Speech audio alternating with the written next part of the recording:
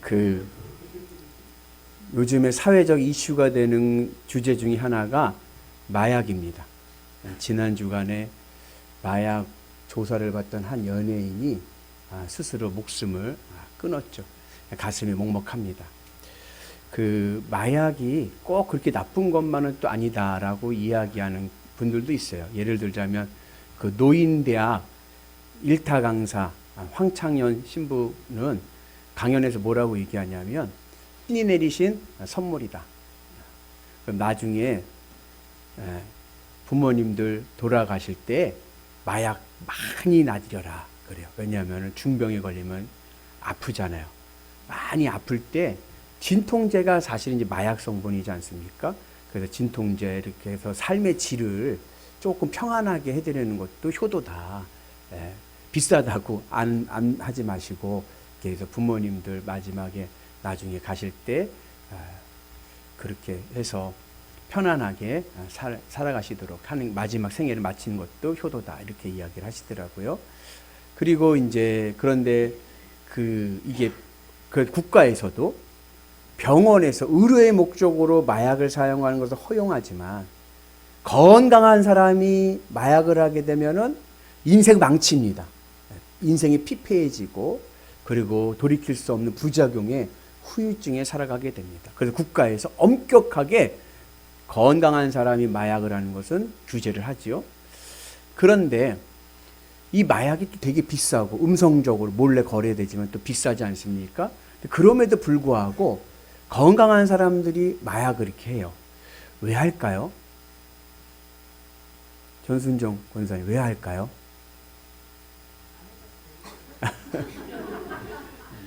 인생이 괴롭거든요. 인생이 피곤해요. 막 괴로우니까 잠도 못 자겠어요. 잠도 여러 번 단잠 자는 것도 은혜입니다. 어떤 분은 머리만 대면 잔다 그러는데 큰 축복입니다. 그래서 잠도 못 자고 걱정하고 근심하고 스트레스 받고 막 너무 괴로운 거예요. 그러니까 그 괴로움을 잊고 좀 행복하기 위해서 마약을 하는 겁니다. 그렇죠? 안 해봐서 모르시죠? 그래서 그렇게 해서 이제 행복하고자 하는데 문제는 뭐냐면 그렇게 해서 인간이 정말 행복할 수 있을까? 그 쾌락지수라고 제가 여러 번 말씀드린 이야기가 있어요. 인간의 육체의 쾌락을 점수로 환산했을 때 첫 키스가 1점입니다. 첫 키스가. 운동을 하면 어때요, 여러분들? 기분 좋죠. 3점입니다. 변비 계신 분들은 느낄 거예요. 쾌변 8점입니다. 첫 키스 8번 한 것 같아요. 쾌감이. 그리고 내가 칭찬을 받을 때, 사람들로부터 칭찬을 받을 때 13점입니다. 남 험담할 때 19점. 감동받을 때, 내가 위로받을 때 20점입니다. 여행을 다닐 때 55점. 여행 다니면 기분이 좋아지죠. 그리고 내가 사랑하는 사람과 데이트할 때, 내가 정말로 사랑하는 사람과 데이트할 때 80점. 도박 115점. 도박은 나중에 도박에 빠지면요, 나중에 누구도 팔아먹어요? 아내도 부인도 팔아먹잖아요. 그렇게까지 도박을 하게 하죠. 거기에 빠지면 헤어날 수가 없는. 그 다음에 그것보다 더 심한 게 마약 150점입니다. 그런데 인간은 육체의 쾌락으로는 행복할 수가 없습니다. 잠깐 짜릿함은 있겠죠. 짜릿함은 있겠지만 오히려 그것이 나에게 인생에 더 큰 목마름을 줍니다. 인간은 절대로 육신의 이 땅의 것을 육체의 기쁨으로 행복을 누릴 수 있는 존재가 아닙니다.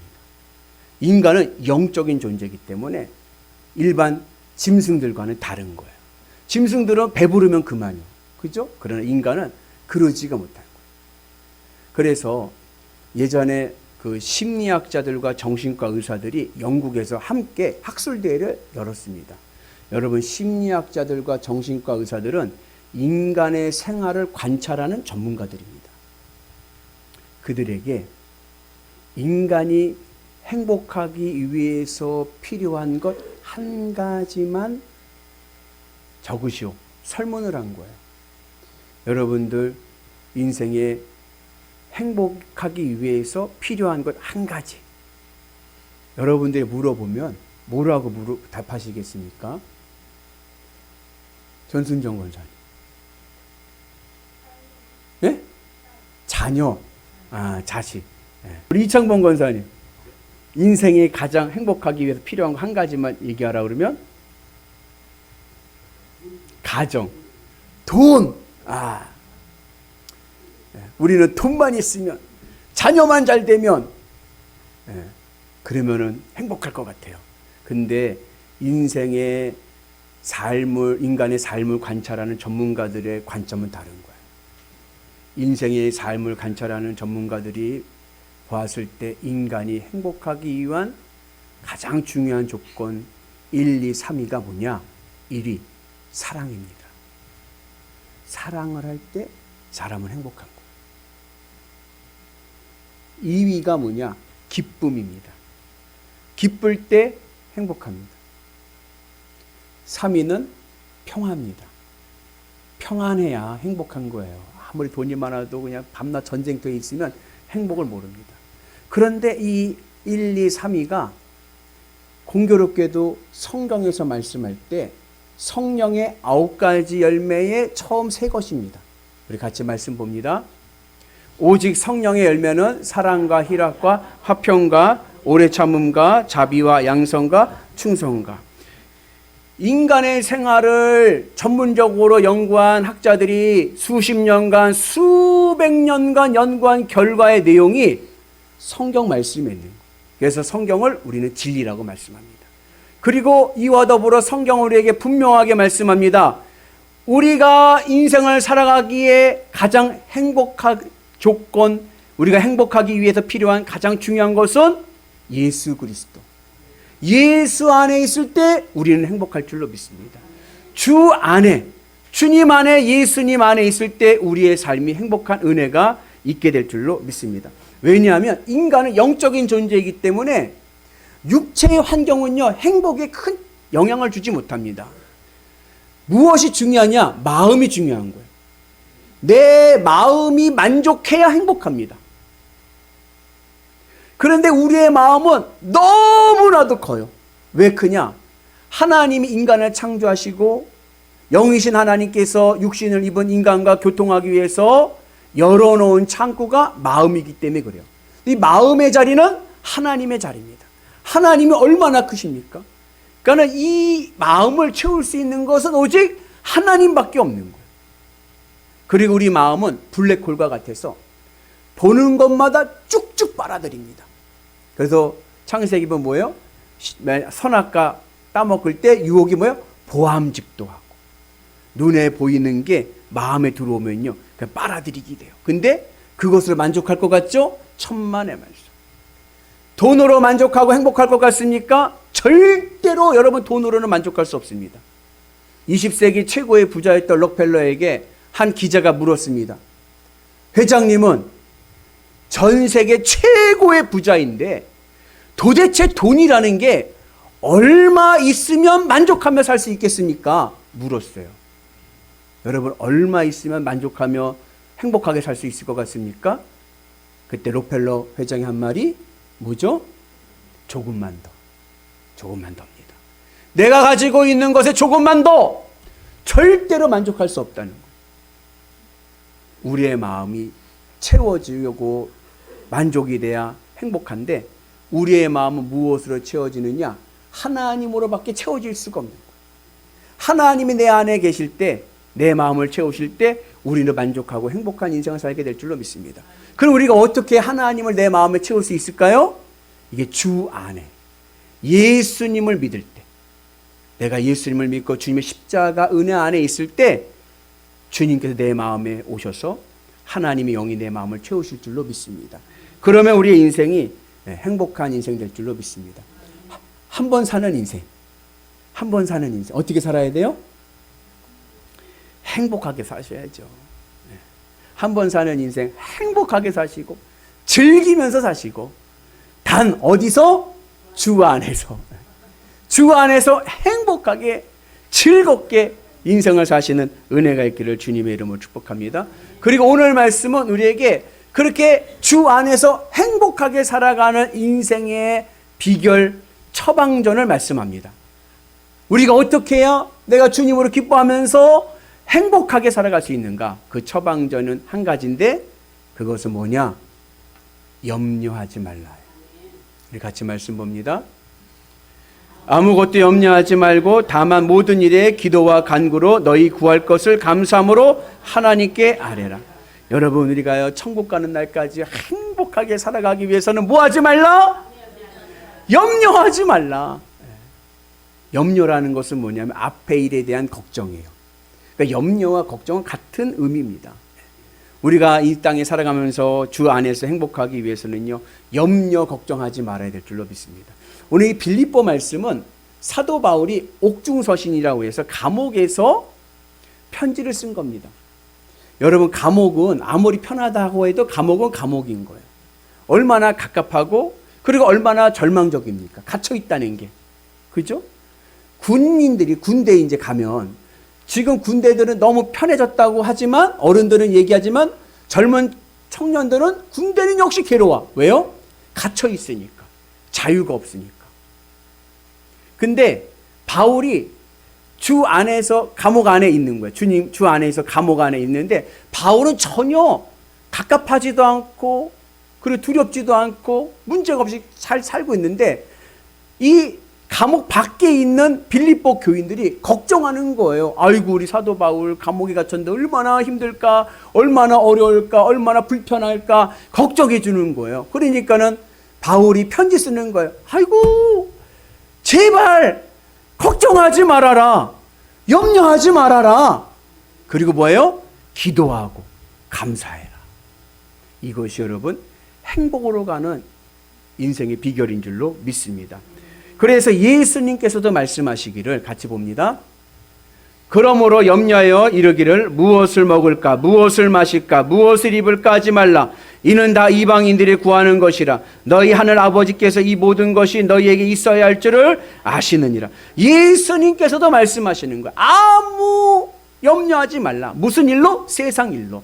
무엇을 먹을까, 무엇을 입을까, 무엇을 마실까, 이 세상 일들로 염려하지 말라. 대신에 기쁨과 감사로 기도하는 은혜가 있기를 축복합니다. 여러분, 아무리 신앙생활 잘하는 사람들 염려가 한번 탁 오면요 마음이 약해집니다. 그리고 영이 약해집니다. 여러분, 염려 걱정거리가 탁 들어와 버리면 예배 드릴 때 예배가 어떻게 돼요? 집중이 안 돼요. 몸은 여기 와 있는데 머리는 어디가 있어요? 지금 딴 데 가 있어요. 해결할 문제가 생깁니다. 기도를 해도 염려거리를 머리에 가득 차고 기도하면 어떻게 돼? 기도가 힘이 없어요. 그래서 우리가 심야 예배 기도할 때 주여 삼창하고 부르짖어 기도하잖아요. 주여 주여 주여 하면서 막 부르짖어 기도하는 이유 중에 하나가 뭐냐면 집중하라는 거예요. 집중. 모든 생각 다 떨쳐버리고 그냥 하나님께 부르짖으라는 거예요. 근데 염려 걱정이 오면요 주여 주여 주여를 못하고 주여 주여 이러고 끝나버려요. 매가리가 없는 거예요. 그래서 여러분 늘 주님의 은혜 안에서 염려하지 마시고 기도로 승리하는 은혜가 있기를 주의 이름으로 축복합니다. 그래서 그 어니 젤렌스키라고 하는 심리학자가 느리게 사는 즐거움이라는 책에서 인간이 염려하는 이 걱정거리들을 분석을 했어요. 우리가 늘 염려하며 살아가는데 그 내용들이 뭔가 봤더니 그 내용 중에 40%는 절대 일어나지 않을 일들로 염려합니다. 여러분들이 염려하는 것 중에 40%는 절대로 일어나지 않습니다. 그리고 30%는 이미 엎질러진 물이에요. 이미 엎질러진 과거의 일인데 그 엎질러진 물 가지고 또 염려를 하는 거. 어떻게 할 수도 없는데. 그리고 22%는 사소한 거. 그렇게 뭐 내 생활에 큰 지장이 없는 작은 일들로 또 염려를 합니다. 그리고 또 4%는 내 힘으로는 어쩔 수 없는 불가항력적인 거. 내가 아무리 해도 안 되는 일들. 그 결론이 뭐냐? 정작 우리가 염려하는 것들 중에 내가 할 수 있는 것은 4%에 불과한 거예요. 96%는 내가 할 수 있는 것이 아닙니다. 그런데 우리는 염려를 머리에 싸고 다니는 거예요. 바라긴 여러분들의 삶이 염려에서 벗어나서 행복의 길로 가는 은혜가 있기를 축복합니다. 우리가 왜 이렇게 염려를 하느냐? 마음이 연약하기 때문에 그런 거예요. 마음이 뭐와 같아요? 유리와 같아요. 조금만 해도 깨질 것 같아요. 그러니까는 염려하고 걱정하고 두려워합니다. 그래서 우리가 염려하지 않고 주 안에서 행복하기 위해서는 내 마음 앞에 믿음의 방패를 세워야 돼요. 믿음의 방패. 그 믿음의 방패가 뭡니까? 주님의 십자가인 거예요. 십자가 단단히 붙잡고 날마다 이기며 나가세. 아멘이시죠? 여러분들 주님의 십자가 단단히 붙잡고 여러분들의 마음을 강하고 담대하게 하는 은혜가 있기를 축복합니다. 우리 같이 말씀 봅니다. 너희는 강하고 담대하라. 두려워하지 말라. 그들 앞에서 떨지 말라. 이는 내 하나님 여호와 너와 함께 하시며 결코 너를 떠나지 아니하시며 버리지 아니하실 것임이라 하고.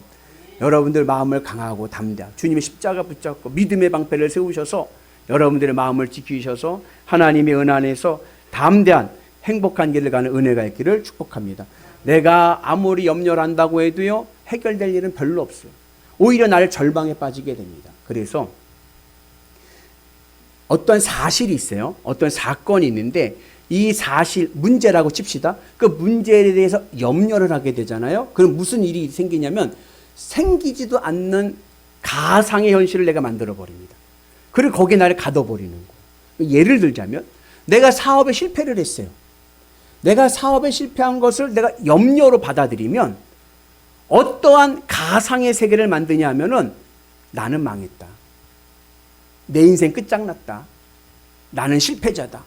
그러한 가상의 세계에 나를 갇혀버리는 거예요. 아니 사업에 실패했다고 왜 망한 인생입니까? 절대로 망한 인생이 아닌 거예요. 단지 경제적으로 좀 불편해졌을 뿐이지 망한 게 아니에요. 근데 그걸 염려로 받아들이면 나는 망했다. 나는 실패했다. 그런데 반대로 이 사실에 대해서, 문제에 대해서 내가 믿음으로 대하면 어떻게 되느냐?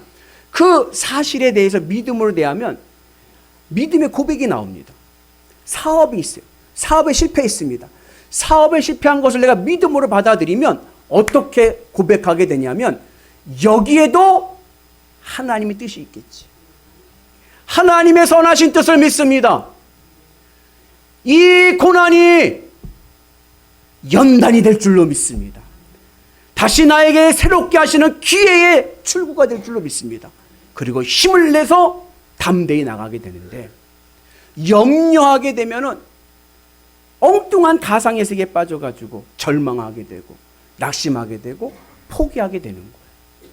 바라긴 여러분들 인생의 문제와 어려움 속에 있으니까 염려를 떨쳐버리고 믿음으로 대하시길 주의 이름으로 축복합니다. 여기에도 하나님의 뜻이 있겠지. 선하신 뜻을 믿고 나간 은혜가 있길 축복합니다. 그 대표적인 인물이 누구예요? 창세기 요셉. 17살 때 형들이 팔아먹었어요. 외국에 그냥 인신매매 팔아서 노예로 팔려갔어요. 노예로 팔려갔을 때 보통 사람이면 어떻게 해요? 내 인생 끝났다. 어떡하노? 자유가 없는 노예가 됐는데. 근데 요셉은 그러지 않아요. 노예로 팔려갔는데도 여기에도 하나님의 선하신 뜻이 있겠지. 그리고요, 노비 생활을 하는데도 열심을 다하는 거예요. 믿음으로 하는 거예요.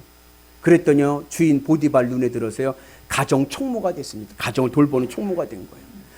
그랬더니 이번에는요, 또 유혹에 안 넘어갔던 누명을 쓰고요, 왕의 감옥에 갇혔어요. 죄수가 돼서 감옥에 갇혔어요. 종신형입니다. 왕의 감옥은 왕이 불러야 나오는데 왕이 무슨 신안의 집에 있는 머슴의 이름을 알겠어요. 그 종신형이죠. 절망적인 상황입니다. 그런데 요셉은 어떻게 해요? 여기에도 하나님의 뜻이 있겠지.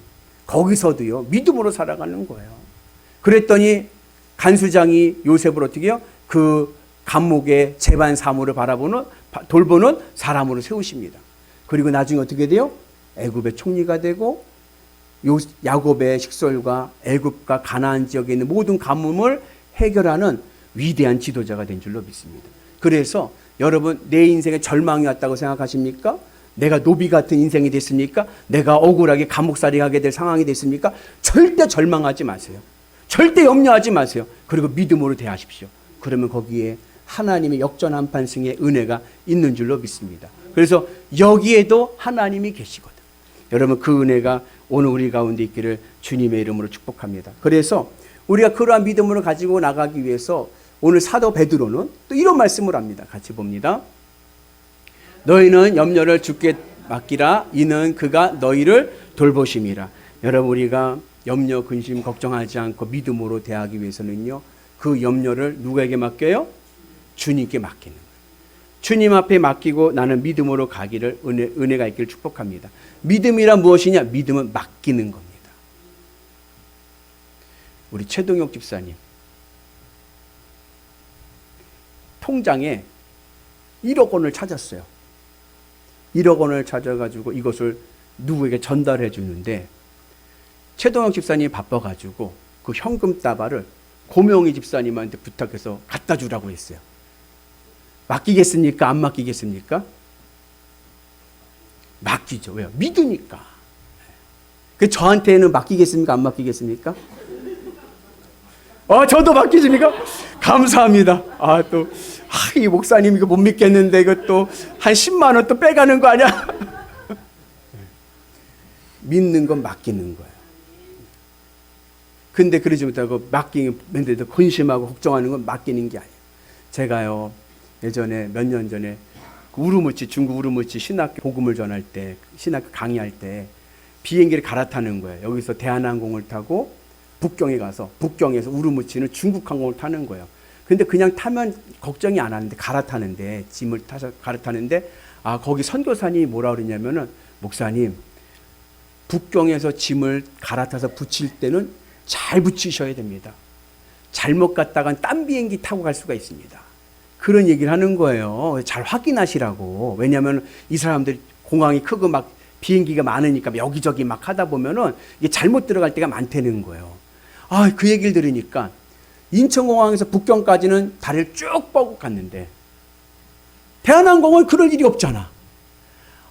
북경부터 우르무치 가는데요. 그냥 걱정이 되는 거예요. 짐을 잘 실었을까 못 실었을까 막 걱정이 되는 거예요. 왜요? 믿지를 못하니까.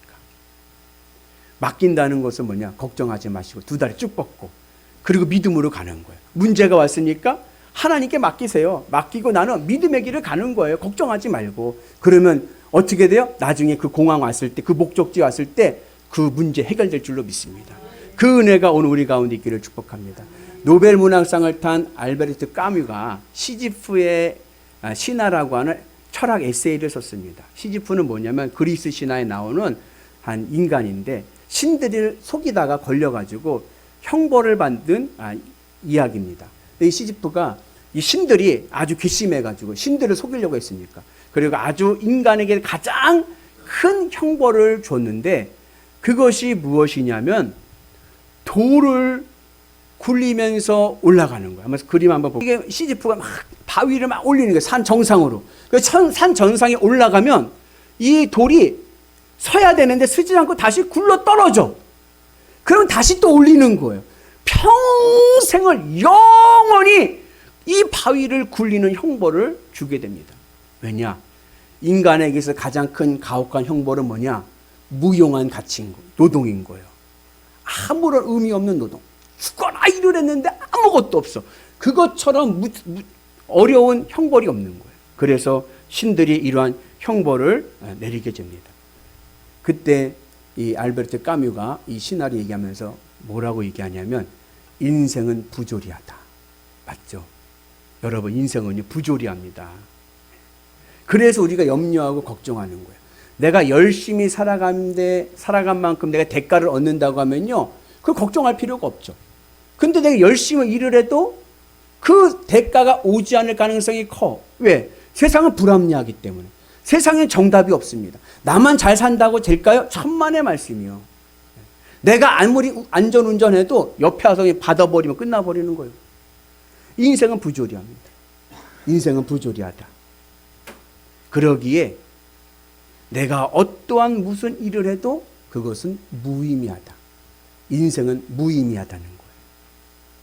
그런데 그 인생의 무의미한 부조리한 세상 속에 살아가는 인간에게 성경은 이렇게 말씀합니다. 같이 봅니다. 너의 행사를 여호와께 맡기라. 그리하면 내가 경영하는 것이 이루어지리라.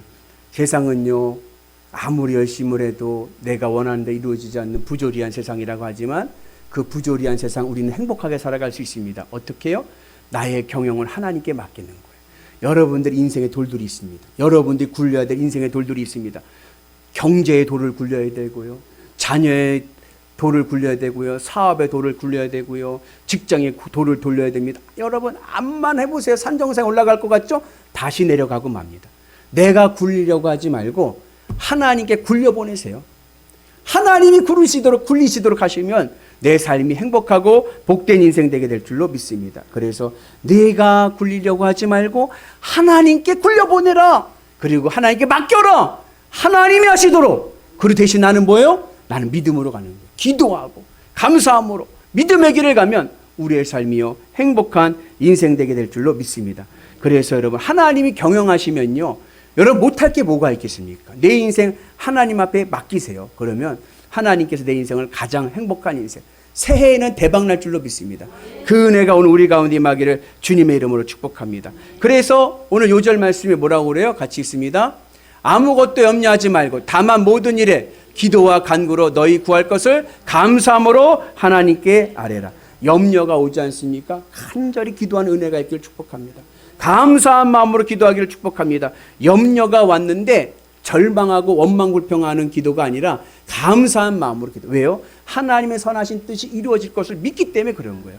이것도 연단의 자리고 이것도 나에게 주시는 하나님의 뜻을 이루는 자리임을 믿고 믿음의 길을 갈 때 우리의 삶이요 복되고 그리고 아름다울 줄로 믿습니다. 그리고 기도하는 자는요 주님이 늘 동행하십니다. 우리 같이 봅니다. 여호와께서는 자기에게 간구하는 모든 자 곧 진실하게 간구하는 모든 자에게 가까이 하시는도다. 기도할 때 주님이 나와 함께 하시고요 나를 지켜주실 줄로 믿습니다. 하나님의 응답은 100%입니다.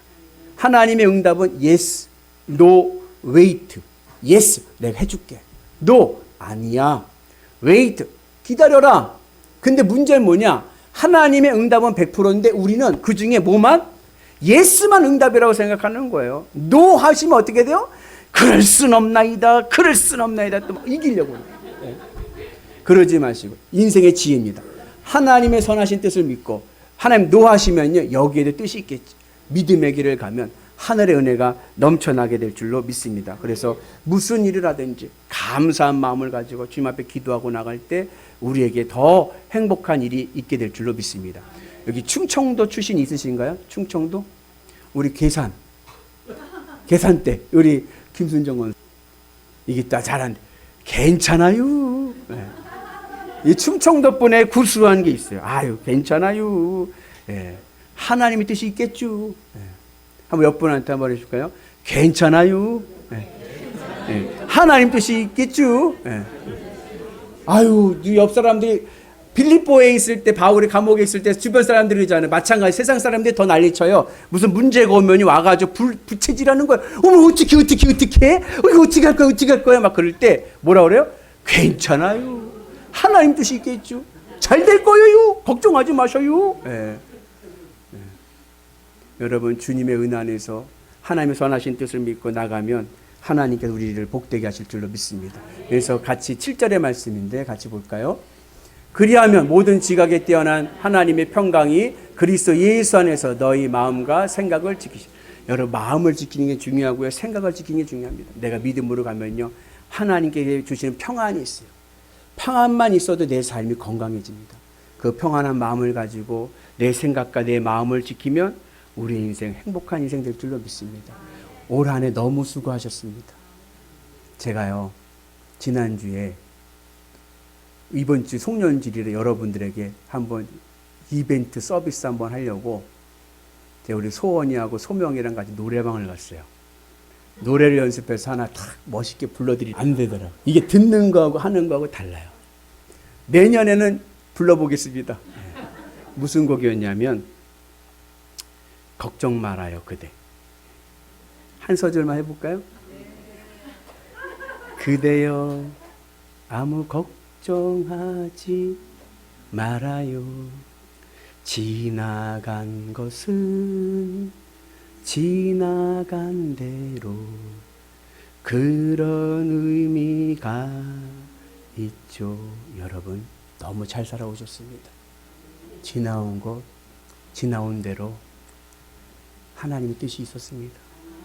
힘을 내시고 믿음을 지키시고 염려하지 마시고 기도와 간구와 감사함으로 승리하셔서 새해에는 더 복되고 행복한 위대한 성도들 되시기를 주님의 이름으로 축복합니다.